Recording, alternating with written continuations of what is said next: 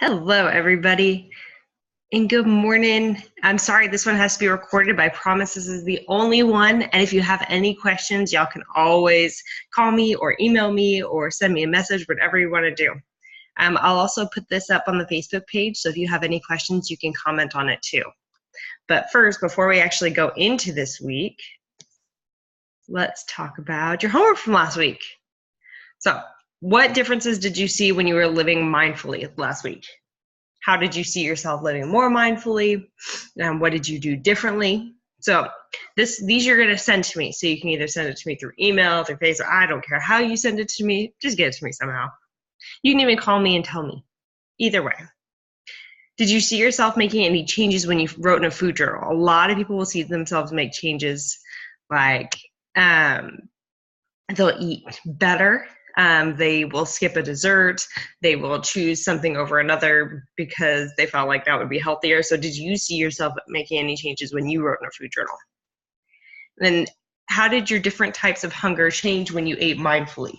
Were you able to identify them? Were you able to see, oh, this is eye hunger, this is not stomach hunger? Or were you able to satisfy your stomach hunger and your cellular hunger at the same time because you knew what to do and you knew what nutrients you wanted because you were being mindful? And your last one, how did you feel when you set goals? So when you made your 3 different types of goals and your paths to make them, how did you feel when you set them? Did you feel really empowered? Did you feel excited? Did you feel a little intimidated? So let me know the 4 of those, and we'll have a little bit of homework for next week. So make sure you get those to me this week. And this week, we're going to talk about your macronutrients, protein, fats, and carbs. You may have heard about macros before. A lot of times people will talk about them when they're dieting. So we're going to use these, and you're going to learn more. There's a lot of information in this. So this could be the entire course could be on this topic. I don't want to do that.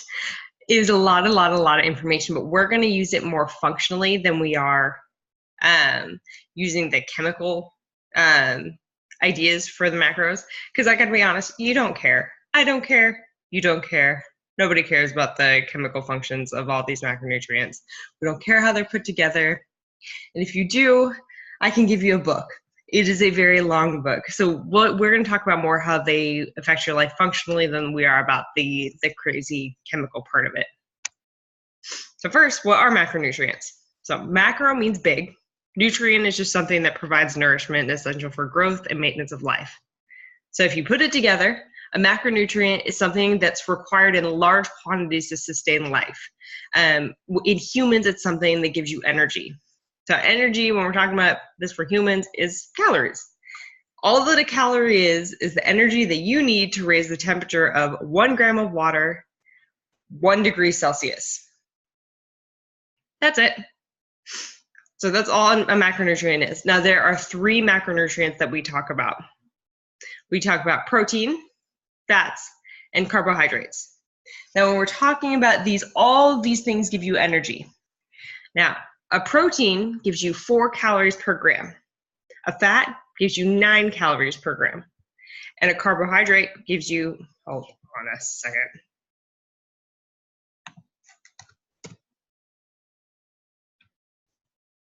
And a carbohydrate gives you 4 calories per gram. So that is actually part of the reason that people are afraid of fats. If you ever heard somebody talking about how they need to cut back on their fats, it's because they give you more than double the calories that protein and carbohydrates do, which isn't necessarily a bad thing. Because it's giving you so many more calories, you're probably going to eat less fat than you are protein and carbohydrates. Just naturally, it's going to work itself out. Now, I do want to see, alcohol also gives you calories. 1 gram of alcohol is equal to about 7 calories. Now, why isn't alcohol a macronutrient? And give you a second to think about it.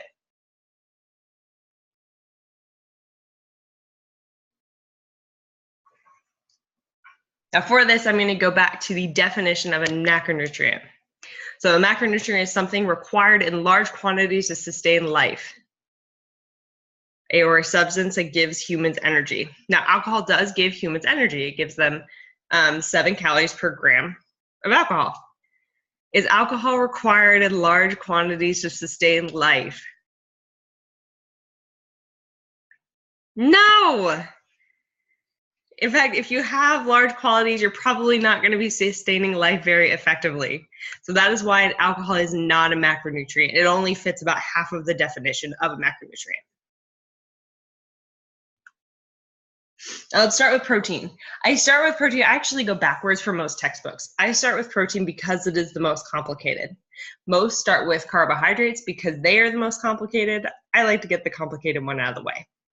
Now I am going to give you the chemical definition of each of the macronutrients. So we're going to go through and I'm going to give you the definition, the composition, so what it's made of, which would be a monomer, the function, what happens if you're deficient, and a couple of sources. So these are going to be kind of just the easy breakdown of each of the macronutrients, and then we're going to go into what they are functionally and what they mean. So a protein is any one of a group of complex organic compounds containing nitrogen, and they're formed from various combinations of amino acids. So you actually don't need a protein in your diet, and that's going to sound strange because necessary for human life.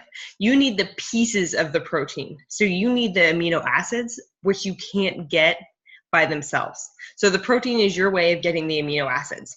There are 20 of them that you need. And there are 20 essential ones that need to come from diet and non-essential ones your body can make. So that's why we need protein, is to get those amino acids. And you also do need nitrogen, but you can get that from other places. Now, your proteins are used for everything because amino acids are used for everything in the body. They're used for structure, they build tissues, and they build your muscle.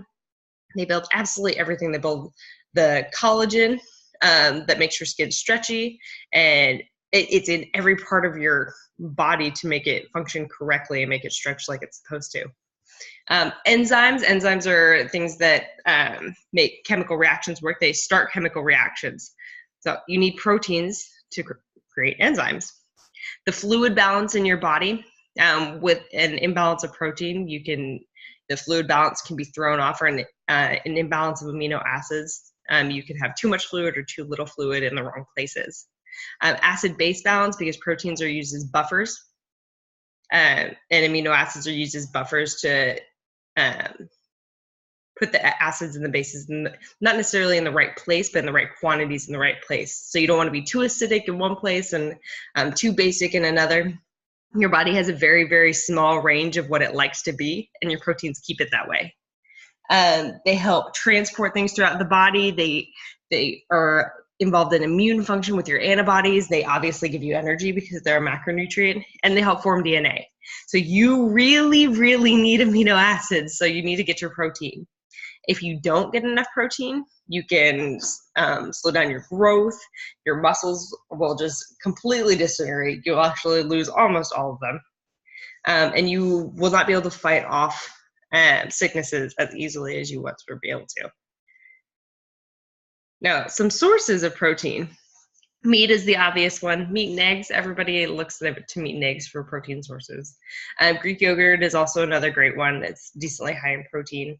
Tofu and quinoa are also a couple of plant sources of protein, but all plants and animals have protein. I'm going to repeat that because we're going to need that. All plants and animals contain protein. They all contain amino acids. They all contain nitrogen. All plants and animals contain protein. So whatever you're eating, more than likely it has protein in it. That is going to be important later. Why do you need protein? So this one's kind of an open-ended question for you. Why do you need protein? So we go back a little bit to our definition of protein, or not our definition of protein, the functions of protein. So you need it for every piece of life. So I want you to write down why you need protein. Do you use it consistently to build muscle? Do you use it to keep you from getting sick? So think about the things that you do consistently that you need protein. I'm going to use Seth and Marie as an example because I know them and I have a decent idea of their lives. They're very, very, very busy and active. So they need protein to rebuild those muscles constantly. They're always rebuilding. Their tissues are always getting broken down. So they need to rebuild all the time. Now, when you're exercising like that, your immunity actually goes down. So when you're exercising and putting that kind of stress on your body, you're actually taking away from your immune system. So your proteins help you keep it back up too. So those are two examples of why they need protein. I want you to give me an example from your life on why you need protein. It doesn't necessarily have to be the ones that I listed. There are tons and tons and tons and tons of functions of protein. So I want you to look them up and let me know why you need it. Now, we're going to talk about complementary proteins. So a complete protein, remember, there are 20 essential amino acids that you need to get from your diet. A complete protein contains all of those in the sufficient amounts. Now, complementary proteins are eaten together to make a complete protein. Complete proteins are going to be things like animal foods. Anything that comes from an animal is generally a complete protein. Plant foods are a little more complicated. Quinoa is actually a complete protein. So if you're looking at that. Now, with that, we're going to talk about vegetarianism, because that is a question that I get a lot, because there are a lot of myths about vegetarianism and their ability to get enough protein. All plants and animals have protein in them. Let me repeat that one more time. All plants and animal foods contain all 20 amino acids. You need to remember that, because if you are eating unprocessed plants and animal foods and are not sustaining a life from just Twinkies, you are going to be getting enough protein. The concern with vegetarians was, and this actually came from a book a long time ago, well, long time ago for you guys, not that long ago for some of the rest of us. But the myth actually came from a book where there was some concern with, it was written by a sociologist who was trying to end world hunger. She was talking about some of the myths surrounding world hunger, and she was talking about a plant-based diet. Now, with that myth, or where that myth came from, is she was concerned about the quantity of plants that people were able to take in to get enough protein. Now, if you, let's say you cut all animal products out of your diet right now, but left everything else exactly how it was, no, you would not be getting enough protein, not a chance. However, if you cut animal products out of your diet, and then you're automatically going to compensate with the plant proteins, right? You're going to eat more. You're going to eat more plant proteins.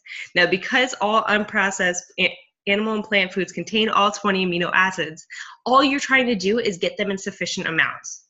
If you are eating more plant and animal proteins, then you are probably going to get them in sufficient amounts. You're going to get all 20 amino acids as long as you're getting a varied diet and you're eating enough, as long as you're getting the right number of calories.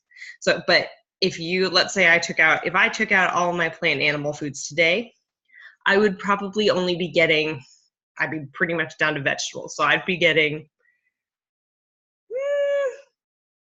maybe 500 calories. The rest of it comes from animal foods, for the most part. Now, if I added the rest of it, let's say that I need about 1,800 calories a day. If I get the rest of those calories and don't just stay at the 500 calories, if I get the rest of them from my plants, I'm probably going to hit the sufficient amount of all 20 amino acids. I want to make sure I hit that, because there are a lot of myths with vegetarianism and protein intake that I want to cover. Because I actually heard it at a med school conference, that you couldn't get enough protein with vegetarianism. You had to supplement somewhere, which is not necessarily true. And I don't want anybody to think that you can be a vegetarian and get enough protein. And it is actually not as difficult as it looks. You just have to make sure you have a varied diet with unprocessed plant foods, and just make sure that you are getting enough calories. All right, moving on. We're going to talk about fat. Now, people are terrified of fat, and we'll talk about why in a minute. So I'm just going to go over the basics of fat right now. So fat is an organic substance that is insoluble in water, but soluble in certain solvents like alcohol and ether. You don't care. That's okay. That's totally fine. That is a very chemical and college chemistry definition, and I really don't care if you remember it. I just want to give it to you just in case you wanted it. Fats are actually made up of fatty acids, so that's the monomer for fat. Now, they're actually made up, the fat that you're getting in your body and the main fat that you're going to be eating is a triglyceride, which is made up of glycerol and 3 fatty acids. I focused on fatty acids for the composition because we're going to talk a little bit more about those later. Now, fat is needed for just as many things as protein is. It helps you store energy and nutrients. It protects you, protects your organs. There's fat that's on the outside of your organs and fat that's on the inside of your organs to protect them. You need it. It's sitting and surrounding it. That is very, very important. It helps proteins. It helps them build. It acts as a messenger, regulates your temperature. And it helps, we talked about proteins being enzymes. Your fats also help start chemical reactions. So it can control all of your bodily functions. So especially with your hormones, you need fats for your hormones. Your hormones are actually made from fats. Very, very important because you'll notice that people who are deficient in fat have pretty severe hormonal issues. Fat deficiency, you can actually see it on somebody. They'll have very dry skin. And they're not able to regulate their temperature well. They'll have vitamin deficiencies. There are certain vitamins that are fat soluble. We'll actually talk about this more later, but certain vitamins that are fat soluble and certain vitamins that are water soluble. Fat helps break down those fat soluble vitamins. So you really do need it. If you notice on some multivitamins, you'll actually have to take them with food because you need the fat to break them down. If not, they're just going to go straight through your system. Fat-soluble vitamins are vitamin A, vitamin D, E, and K. So those are actually 4 very important vitamins, and you need fat to break them down and use them correctly. Brain fog is another fat deficiency. Also a very important one for us to remember when we're talking about people being afraid of fat. Brain fog is a huge one. Hunger, obviously, there are 9 calories per gram of fat. So fat is your long-term sustainable satiety or your fullness. And vision problems, fat actually helps you see well, so you need fat for your vision. There are all kinds of sources of fat. The good ones, I'm only going to go over the good ones because we're not even going to talk about the bad sources of fat. You shouldn't be eating those anyway. Avocados, olive oils, nuts and seeds, uncured meats. So meats are a good source of fat generally too. You don't want to be taking all of the fat out of your meat. Tons and tons of sources of fat. You can get it all over the place. Now, something to remember about your foods. There is no food, we're actually going to talk about this more in a minute too. There's no food that is only one thing that in nature. So if you're looking at fats, the only things that are just fats are going to be things that aren't necessarily just found in nature, like olive oil. Olive oil is just a fat, but if you are eating something that is unprocessed and natural, there's no way to eat just olive oil. You're not going to find that in nature. So I want to just address that for a second, because you are never only going to find in nature, you are never going to find something that is only one macronutrient. And that's kind of important with this. So these are the fatty acids that I talked about. There are no foods that are only one type of fatty acid. But I'm going to go through them anyway and give you the foods that are mostly this fatty acid. And I'm going to start with hydrogenated oils because that is the only really bad one. Hydrogenated oils, if you're looking at an ingredients list, that's a trans fat. It's not a real natural oil. Trans fats are, if you've ever watched something go from being a regular cis fat to a trans fat, it's actually a really cool process. They blow a whole bunch of bubbles into it. Horrible for your system. They actually increase your bad cholesterol and lower your good cholesterol, so it's a double whammy for your heart, and they cause a whole bunch of inflammation, weight gain. So those are ones to stay away from. If you see any trans fats or hydrogenated oils on a food label, do not eat it. They're not, the only food that they are naturally found in is butter, but it's a very different kinds of trans fat. It's made from shaking the butter, which is not the same thing. They're very, very different kind of trans fat. They just happen to look the same when you're looking at them under a microscope. So those are the ones I really want you to pay attention to. And for a second, I want to break off and talk about food labels, because with trans fat, they're actually going to change this next year. But with trans fats, you really have to watch them because they do not have to add, or they don't have to say that a food has a trans fat unless it is more than 0.5 grams per serving. Now, remember that you could change the serving size on a food label. Now, next year it's going, or this year actually, it's going to change. I think it's this July. That's going to change. You can't change a food label to fit your one. So the manufacturer will not be able to change the food label to say, oh, this food doesn't have any trans fats in it, even if it does. Now, I still want you to watch, because if it has hydrogenated oils in the ingredients, it does have trans fats in it, and you do not want to eat it. That is the only thing. That's probably one of the very few things I would ever say completely stay away from, because you don't want trans fats in your diet. They cause a lot of inflammation. Actually, instead of telling you why, I want you to look it up. I want you guys to look up why you do not want trans fats in your diet, and let me know. Now, moving on to saturated fats. Saturated fats are going to be hard at room temperature generally. So coconut oil, animal fats, butter, those are going to be saturated fats. A lot of people are concerned about saturated fats because there was some concern with their heart health. One thing you just want to pay attention to with saturated fats are the source, making sure you're getting them from good sources. So the really good butter, the one that's actually bright yellow, doesn't have a whole bunch of yucky stuff from the fats in it, because remember, your fats are used for storage. So if you are eating a fat from something that was storing a whole bunch of nasties in it because it had a bad diet, you are also eating the things that gave it a bad diet. So that's important, especially with saturated fats, because those are animal fats. So you are basically eating their diet at that point. So that's just something to pay attention to, and the big thing you want to pay attention to is saturated fats. Now, unsaturated fats are going to be liquid at room temperature. There are monounsaturated fats and polyunsaturated fats. Polyunsaturated fats include omega-3s and omega-6s, which you normally hear those from fish oil pills. Omega-3s are anti-inflammatory. Omega-6s are inflammatory. Both of them are very, very important. You need them. We'll talk about inflammation more later.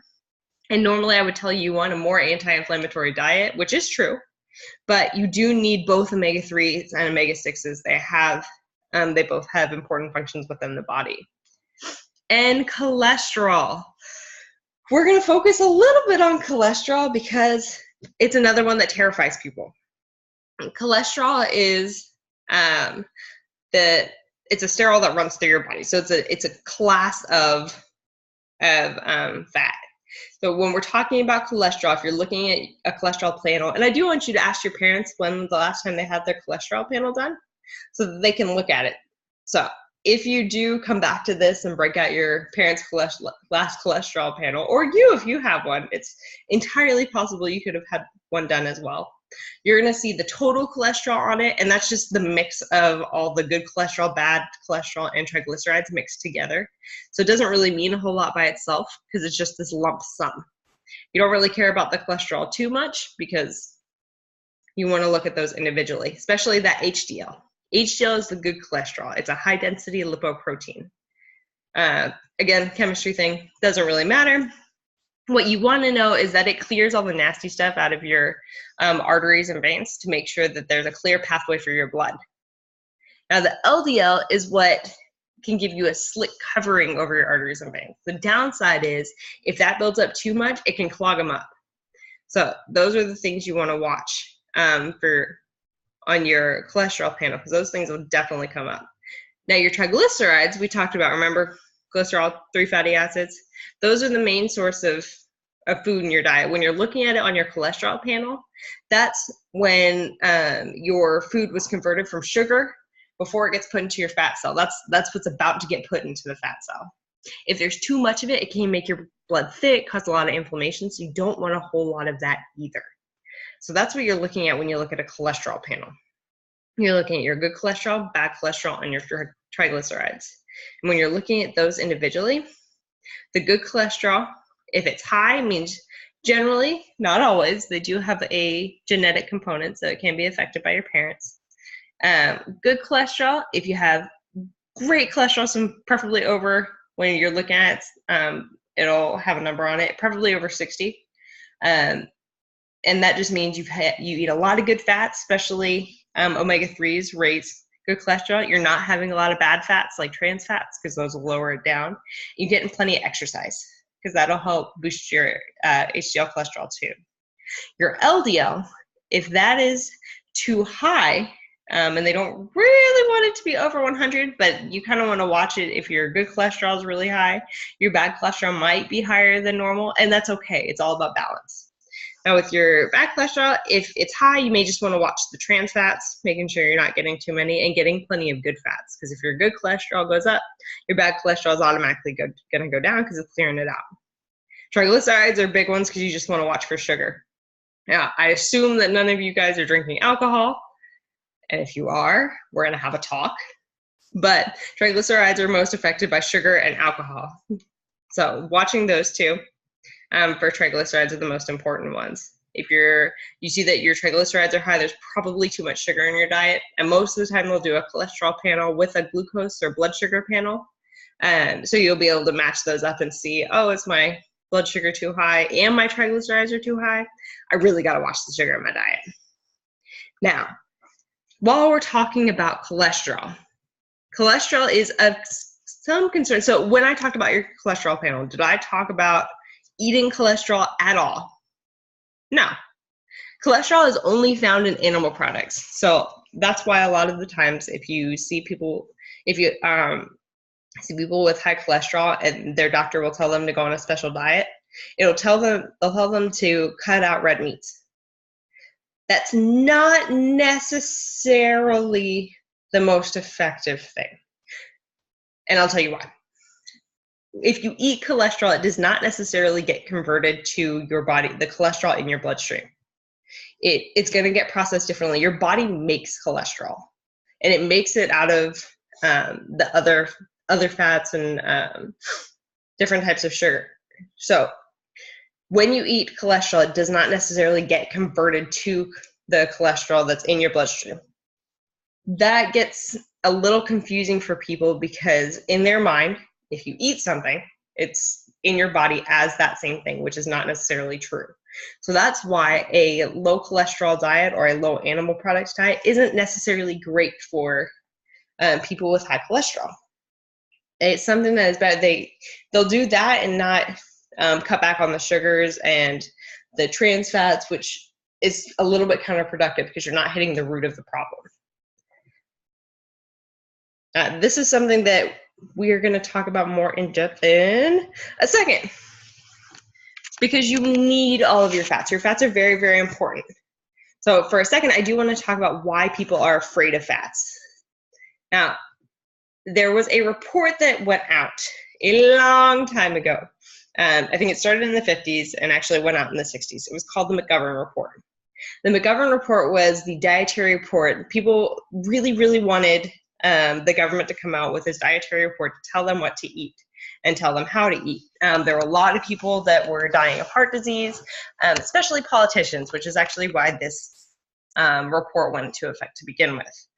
And the McGovern Report went through the dietary recommendations, and we are actually going to talk about this a lot later. But just to give you an overview of the McGovern Report, it gave very, very basic nutrition advice. And a lot of what it said was, we don't necessarily know at this time, because at that point, there hadn't been a whole lot of nutrition studies done. So with the McGovern Report, it said, the actual report said they didn't necessarily know either way.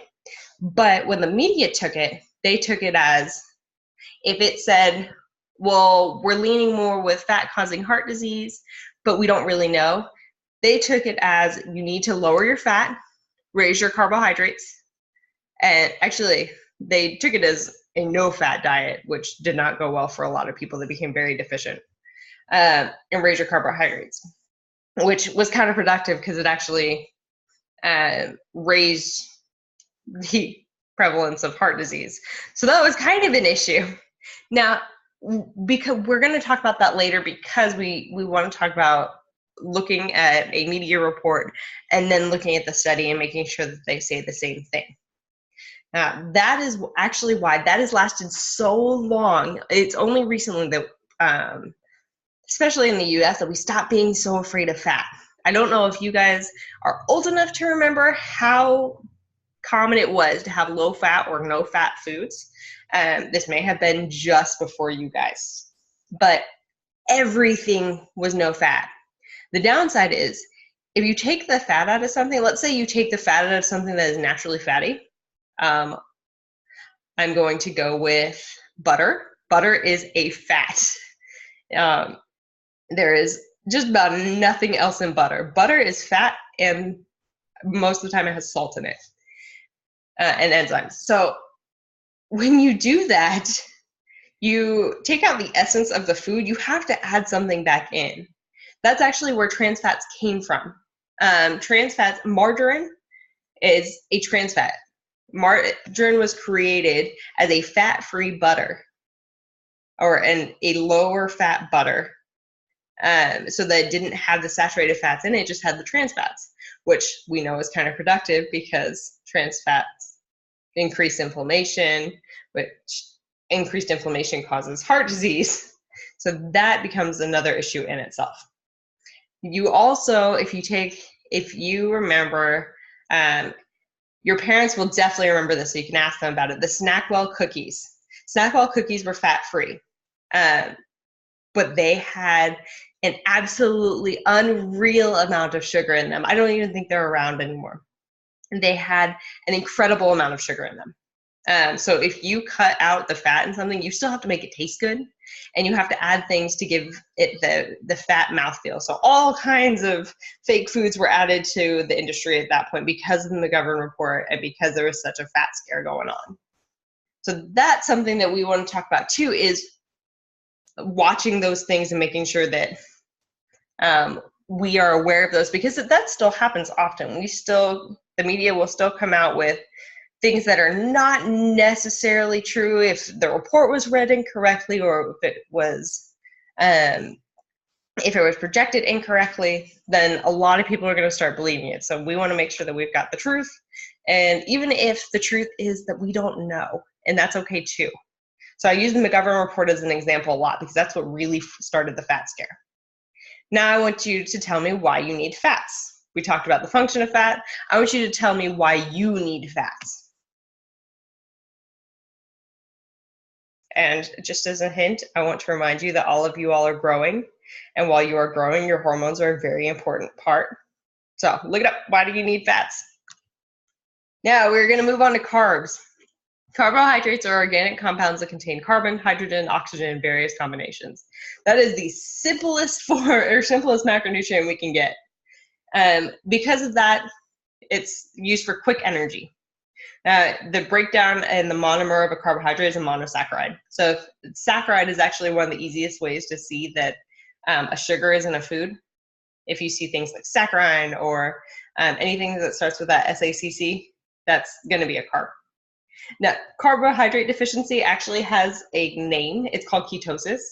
All ketosis is when your liver runs out of glycogen, which is a carbohydrate, from not getting enough in your diet, and it starts using fat as fuel. So from that, we're going to talk about it in a minute. Do you really need carbohydrates if you have that kind of backup? Dun, dun, dun, dun.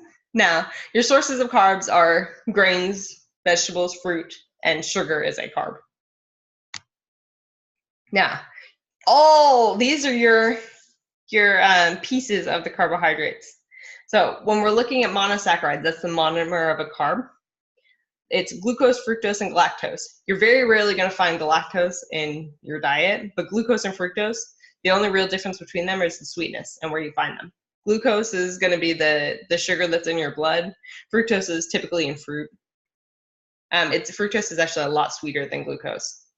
Disaccharides are two monosaccharides put together. Dis, two.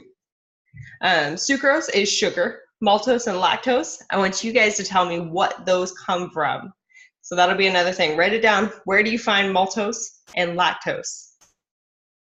Now, polysaccharides are a bunch of monosaccharides put together, a bunch of monosaccharides and disaccharides put together. Those are going to be starches and glycogen. We talked about the glycogen in your liver, and that's the carbohydrate energy from there. Fiber is, this isn't a complete list of fiber a complete list of any of them really, but psyllium and cellulose, where fiber is actually a great one and really used for digestion. If you've ever seen Metamucil or any fiber supplements that are used for helping you go to the bathroom, the reason is because fiber goes all the way through you. There is no end spot of digestion for fiber because fiber is not digested in your body. It goes all the way through and it's pulling things out as it goes. So part of what it pulls out is fats. It'll pull out extra cholesterol and extra triglycerides, extra fatty acids. So they'll tell you to have non-digestible fiber as part of your diet, which often comes from vegetables, or cellulose and psyllium are both found in vegetables. So you'll be able to use those to pull things out of your system that you didn't necessarily want there. I added sugar alcohol as a carb, and it kind of is. It's going to be found a lot more recently because they've actually come out with a lot of sugar alcohols. Anything that ends in OL is generally a sugar alcohol. Sorbitol, erythritol, things like that.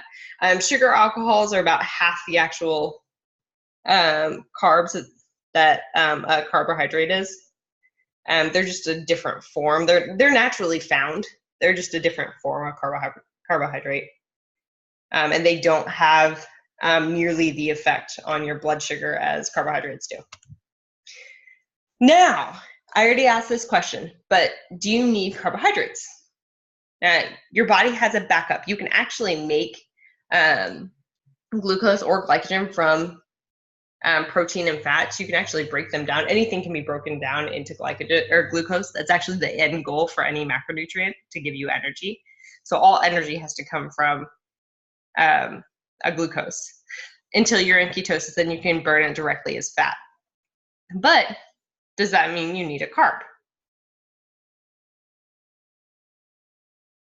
And my answer is complicated. Kind of. You do need vegetables. You need the nutrients that you get from vegetables. You do not need breads or other grains, pasta, rice. You don't need them as part of your diet. You really don't need any part of them because the main source, okay, let's go back to this for a second. Look at all the functions of protein. All of the things protein does. All of the functions of fats.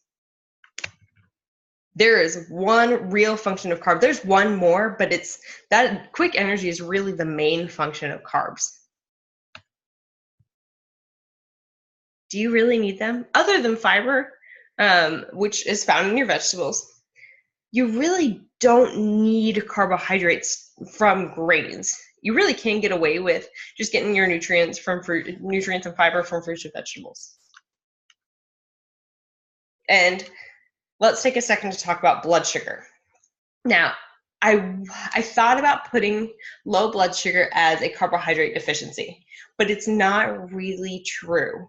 When we're talking about low blood sugar, if you've ever felt just horrible after you haven't eaten for a while, or maybe a crash after you ate something really sugary, that's low blood sugar. You can get sweaty, you can get nauseous, dizzy, just feel absolutely horrible. That's low blood sugar. And when we're looking at low blood sugar, it's hard to say that that's a carbohydrate deficiency when carbohydrates can cause it. So if you have, we're going to talk about a hormone, insulin. Insulin helps you control your blood sugar. So if you feed your body a whole bunch of carbohydrates, because they're very easy to break down, so carbohydrates essentially break down to the same thing. If you feed your body a whole bunch of carbohydrates, your blood sugar is going to go way up. So your body's going to have to knock it down with insulin to get to that normal level. Because your body can't do blood sugars going up and down and up and down and up and down. That's diabetes. And you definitely don't want that. You don't want your blood sugar to consistently get that high. If it does, your body's going to keep trying to knock it down, and it can knock it down too low. So if you've ever had a whole bunch of sugar and completely crashed afterwards, that's normally low blood sugar, and that's because your body knocked down your insulin or your insulin knocked down your blood sugar too low because it didn't know how to handle that level of blood sugar. So it's hard to say that low blood sugar is a carbohydrate deficiency when you can really sustain your blood sugar better with proteins and fats. So I will let you guys look into that with carbohydrates, why you need them. And if you find anything really good, please post it on the Facebook page because I would love to see it. So I want to know what you guys think either way. Do you need carbohydrates? Now, these are your actual homework questions. So these are the ones I really, really do want back. The other ones I would really like you to look into, but these are the ones that are going to be on your test. First, what is a macronutrient? What are the 3 macronutrients? How many calories are in 1 gram of protein? How many amino acids are needed for a protein to be complete? What was the report that created the fat scare called? What is a carbohydrate deficiency called? What is fiber's last stage of digestion?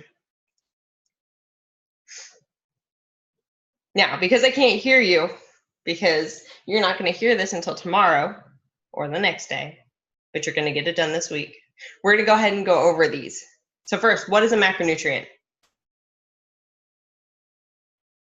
A macronutrient is something that gives you energy and then helps sustain life and is needed in large quantities to sustain life. So that's why alcohol is not a macronutrient, because it is not needed in large quantities to help you sustain life.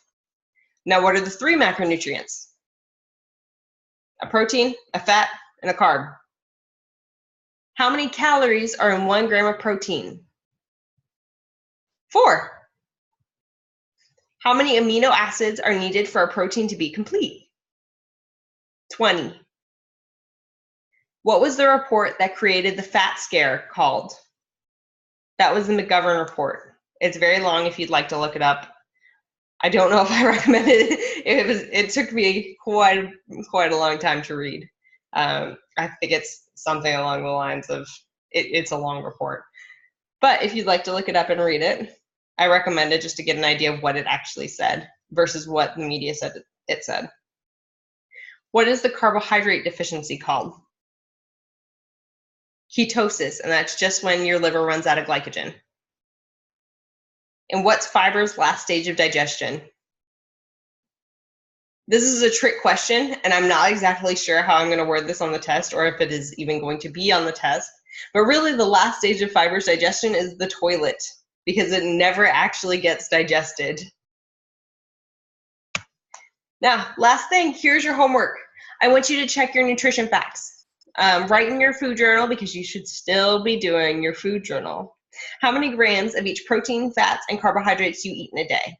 Now, you can look it up. There's several websites you can look up calorie counters for different foods.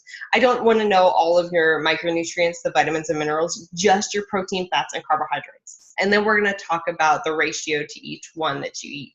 And this will give you a good idea of the composition of your diet. And when we talked about why you need each of the macronutrients, this will give you a really good idea of the quantity of the foods that you need. And since you're also going to be writing down how you're feeling, because you, again, should be continuing your food journal, you'll know how each of the macronutrients is treating your body and how they make you feel. So please let me know if you have any questions. I will be posting this on the Facebook page, and I will also email it to you if you are not included on the Facebook page. And thank you so much. Let me know if you have any questions, and I hope you have a fantastic week.